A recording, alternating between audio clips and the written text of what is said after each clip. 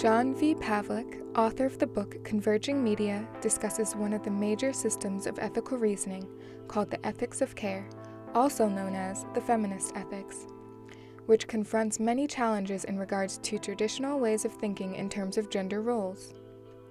Pavlik went on to write that the feminist ethics is important in a communication context for a few different reasons. First, the assumption that male means normal has implications for everything from how advertising messages are constructed to who is making the advertisements and who are simply models within them. Mass communication in subtle and not so subtle ways helps reinforce the roles of men and women in society. Second, even if women are hardwired differently than men, still a debatable point, there seems to be nothing wrong with trying to promote caring about others as an alternative. The world is no stranger to the misrepresentation of women across all aspects of entertainment. But one of the more prevalent forms of which this is done is through the use of video games. In recent years, video game popularity has skyrocketed, reaching to over 155 million Americans, 44% of which are female. With this being said, female gamers are constantly exposed to the stereotypical images of women shown through video games, such as games like the Grand Theft Auto series, which showcase women as either bit part players or set dressing, strippers to throw money at, prostitutes to pick up. According to the findings of a Stanford University study on the psychological effects of hypersexualized female avatars, participants who wore sexualized avatars internalized the avatar's appearance and self-objectified, reporting more body-related thoughts than those wearing non-sexualized avatars. Participants who saw their own faces, particularly on sexualized avatars, expressed more rape myth acceptance than those in other conditions. In addition to this, Microsoft, the company that owns Xbox, sponsored a Women in Gaming panel that discussed the changes that could be made to better improve the female image to showcase stronger, more empowering, playable female characters. Yet, on the same day as the panel, Microsoft held a game developers conference party with scantily clad go-go dancers dressed as schoolgirls as a way to celebrate.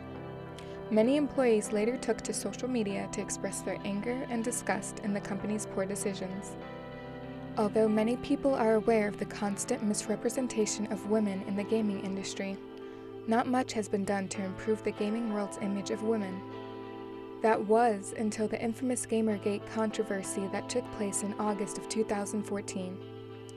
At this time, several indie female game designers had been awarded many achievements on games they had developed themselves. Due to this, many misogynists in the gaming world revolted against their success, even going as far as accusing them of false sexual acts committed to achieve their success. One of the women, by the name of Zoe Quinn, developed a game called Depression Quest, which allowed players to virtually experience depression as a way to further educate people on the mental illness. Her game was awarded the IndieCAD Selection 2013 and Best Narrative by Boston Fig, in addition to several other awards. Unfortunately, her now ex-boyfriend wrote a 9,000-word screed about her online, accusing her of having sexual relations with a journalist in order to gain her success.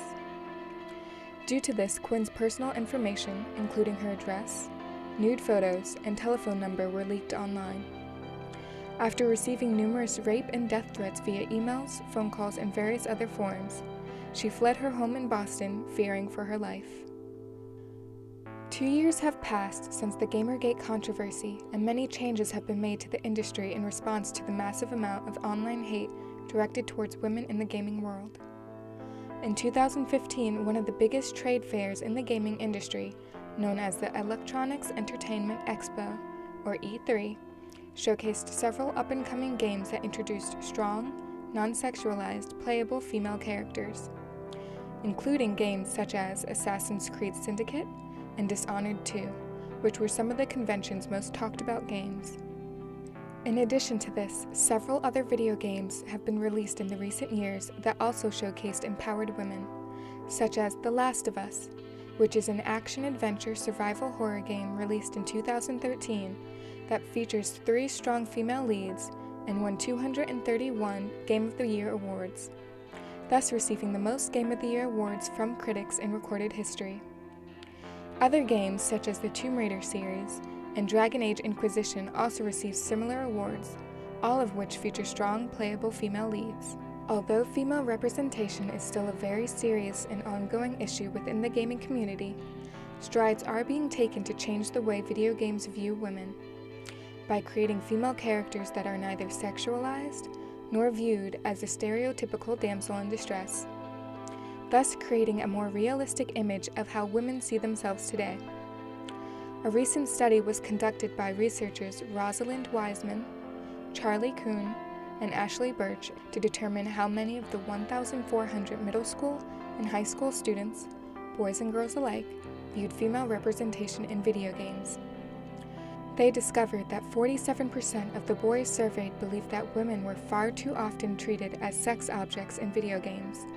With this new evidence, I believe that the gaming community is on the right path to gender equality. I have faith that a day will come where gender stereotypes, female and male alike, in video games will be nothing more but a memory.